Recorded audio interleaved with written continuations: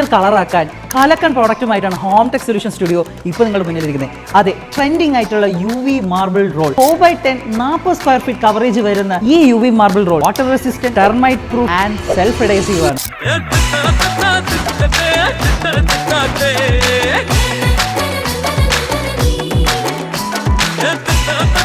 ഇനി നിങ്ങളുടെ വാളും സീലിംഗും കളറാക്കാൻ best choice UV marble roll. ഇനി മാർബിൾ ടെക്സ്ചർ മാത്രമല്ല, നമ്മുടെ മെറ്റാലിക് ഫിനിഷ് ഉണ്ട്.